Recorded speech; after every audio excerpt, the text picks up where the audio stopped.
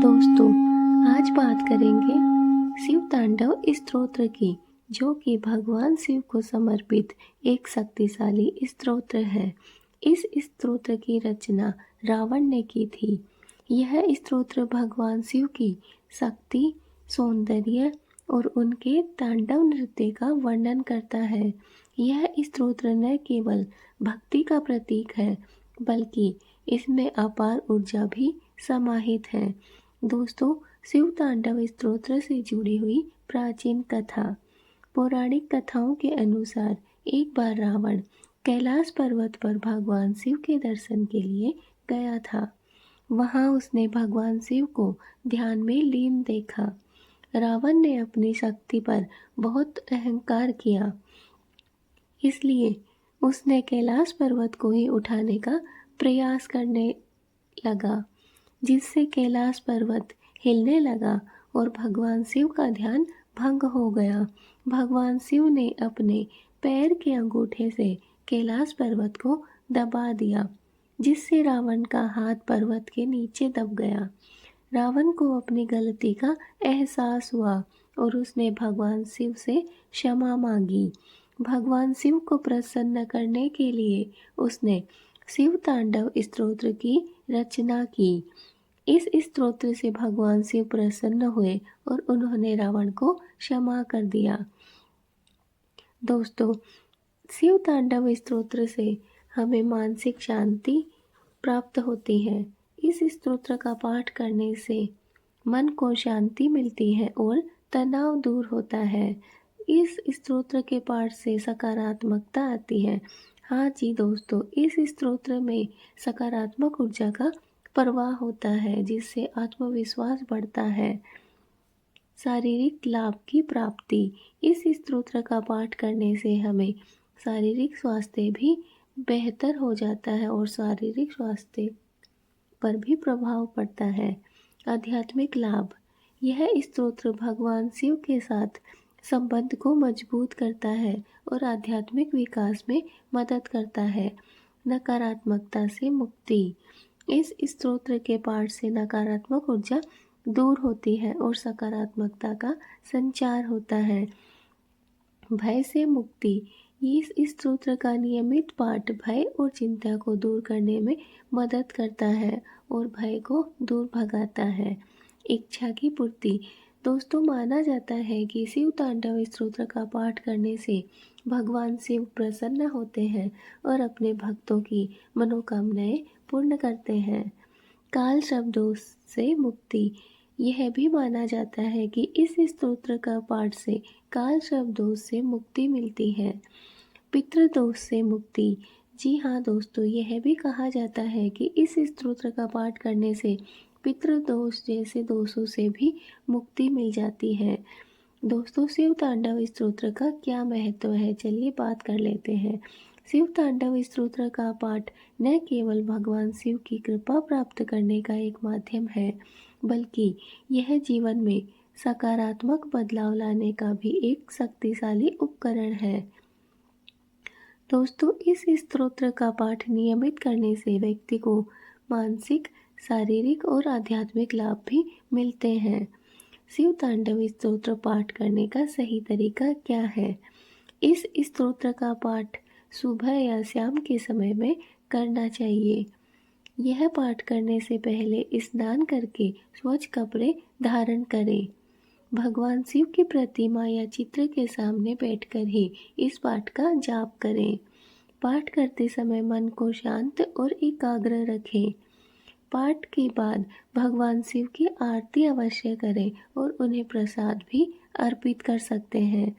शिव तांडव स्तोत्र का पाठ नृत्य के साथ करना सर्वोत्तम होता है, लेकिन तांडव नृत्य केवल पुरुषों को ही करना चाहिए, महिलाओं को नहीं करना चाहिए।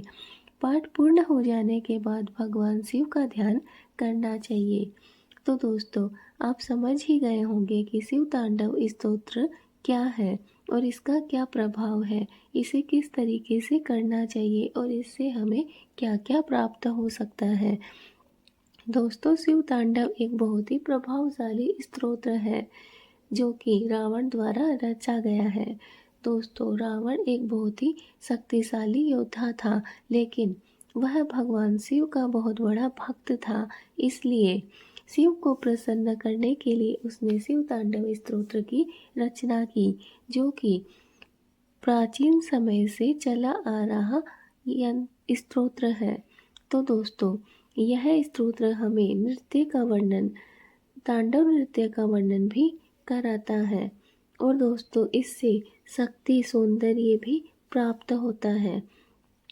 शिव तांडव स्तोत्र का पाठ बहुत ही शुद्ध शब्दों में करना चाहिए। यह बहुत ही बड़ा और संस्कृत में गाया हुआ है, लेकिन फिर भी इस स्तोत्र का पाठ मन को शांति प्रदान करता है, सकारात्मकता उत्पन्न करता है, शारीरिक लाभ भी हमें प्राप्त करवाता है, आध्यात्मिक लाभ से भी हमें पास ले जाता है, नकारात्मकता को हमें दूर करता है और भय से हमें मुक्ति दिलाता है, इच्छा की पूर्ति भी करता है। काल, श्राप दोष और पितृदोष जैसे दोषों से भी हमें यह दूर करता है और उनसे मुक्ति मिलती है।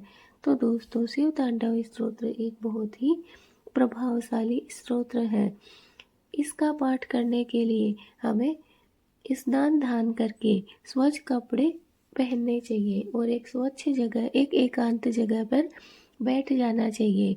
अगर हमें तांडव नृत्य आता है तो हम नृत्य के साथ इस मंत्र का, इस स्तोत्र का पाठ कर सकते हैं। अगर हमें नृत्य नहीं आता है तो हम एक जगह आराम से बैठकर भी, या फिर मुंह जबानी ना पढ़ सके तो किताब में या पुस्तक में देखकर भी हम इस स्तोत्र का पाठ कर सकते हैं और भगवान शिव को प्रसन्न कर सकते हैं। कहा जाता है दोस्तों कि इस स्तोत्र का पाठ करने से भगवान शिव बहुत ही जल्द प्रसन्न हो जाते हैं, क्योंकि इसमें भगवान शिव के गुणों का बखान किया गया है। भगवान शिव के लिए ही यह स्तोत्र रचा गया है, जो कि रावण ने रचा था। दोस्तों, भगवान शिव के इस स्तोत्र का नियमित पाठ करने से व्यक्ति को मानसिक, शारीरिक और आध्यात्मिक तीनों ही प्रकार के लाभ प्राप्त होते हैं।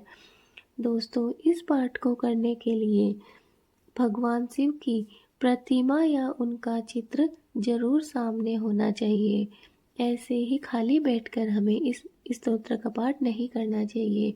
भगवान शिव की चाहे कोई प्रतिमा हो, कोई फोटो हो, कोई चित्र हो, या फिर हम मंदिर में जाके शिवलिंग के सामने भी भगवान शिव के इस स्तोत्र का पाठ कर सकते हैं। दोस्तों, इस पाठ को करते समय हमारा मन एक जगह शांत होना चाहिए, वह हर कहीं पे विचलित नहीं होना चाहिए और हमें एकाग्रता का सहारा लेना चाहिए। एकाग्र चित्त से ही हमें इस स्तोत्र का पाठ करना चाहिए।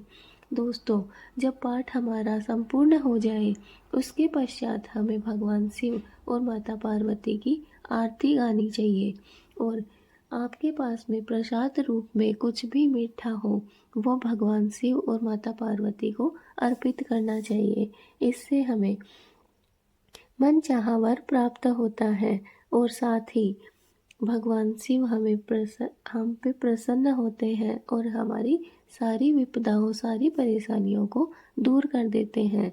दोस्तों, भगवान शिव का ध्यान करना बहुत ही महत्वपूर्ण है।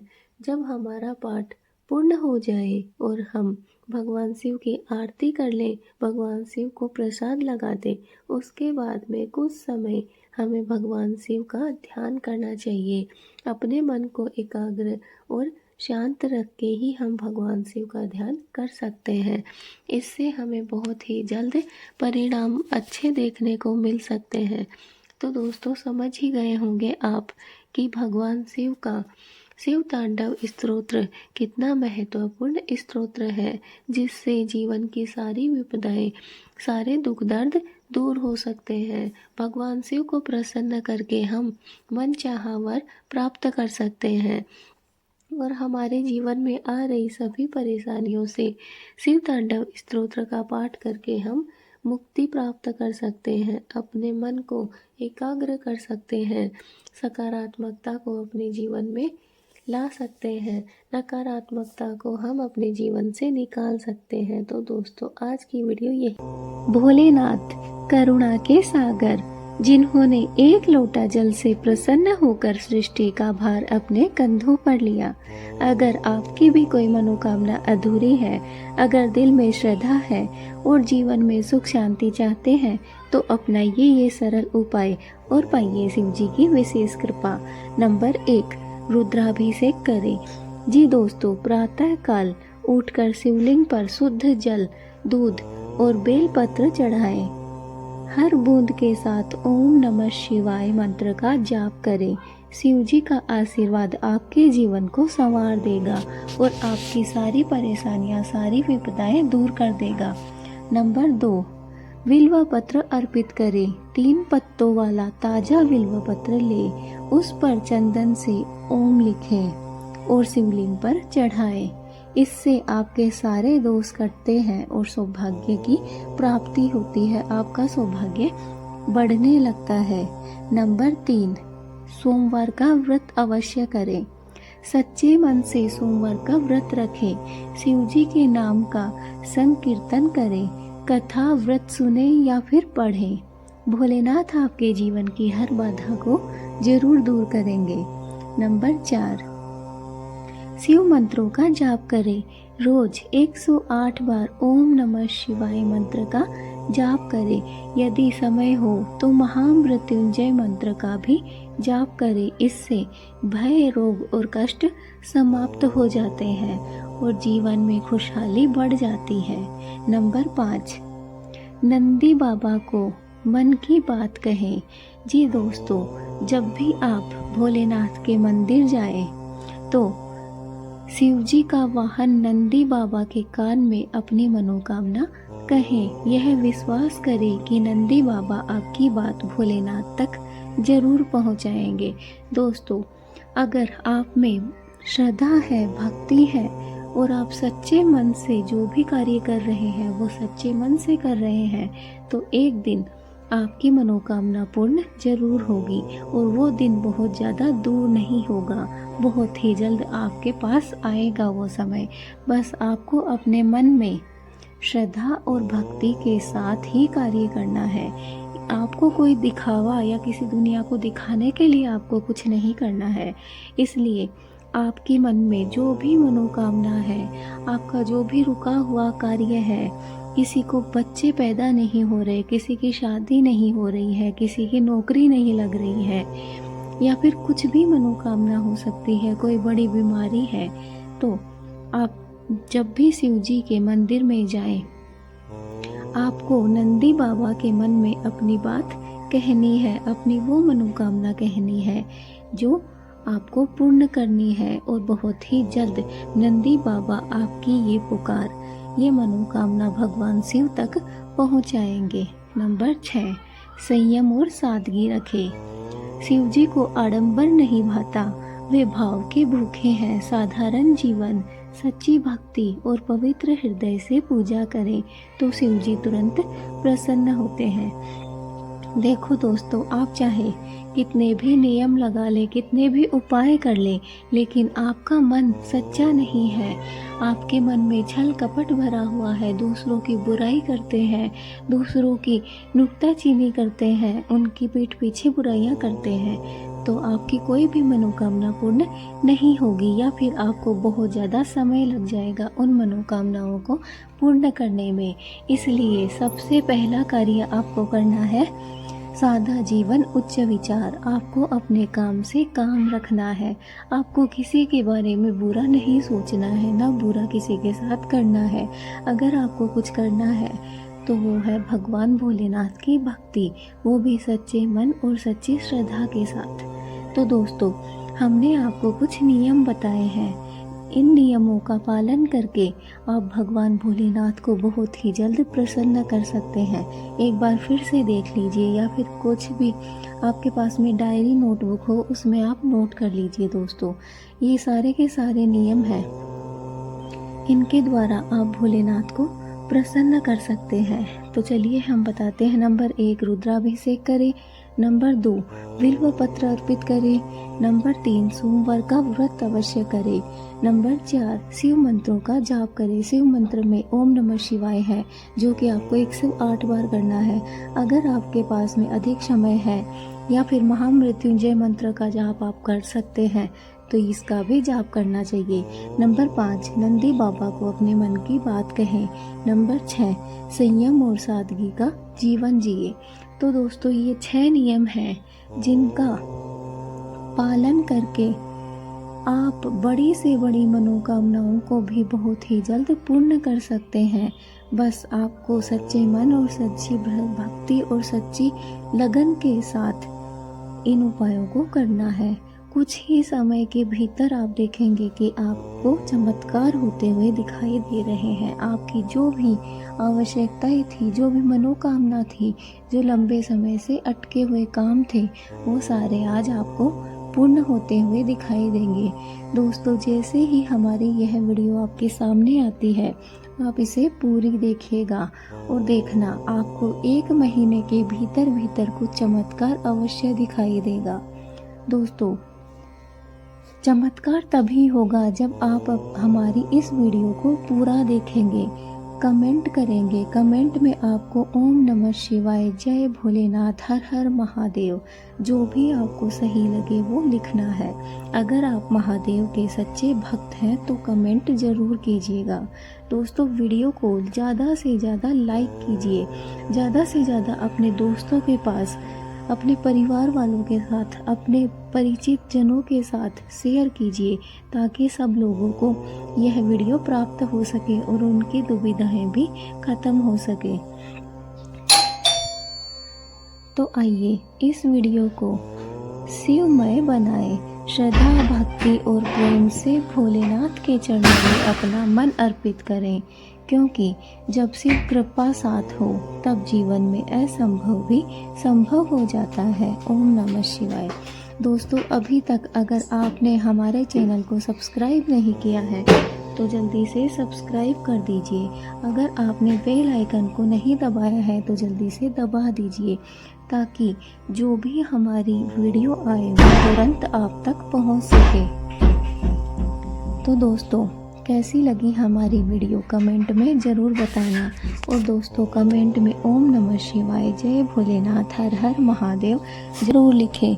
हम भोलेनाथ से यह प्रार्थना करेंगे कि आपकी जो भी मनोकामना हो वो जल्द से जल्द भोलेनाथ पूर्ण करें और अपने भक्तों को आशीर्वाद दे। उनकी सारी दुविधाएं, सारी परेशानियां, सारे कष्ट भोलेनाथ खत्म कर दे।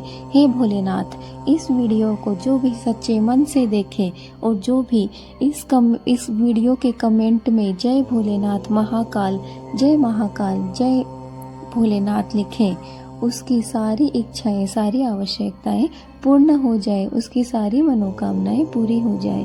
भोलेनाथ का आशीर्वाद आप सभी को प्राप्त हो।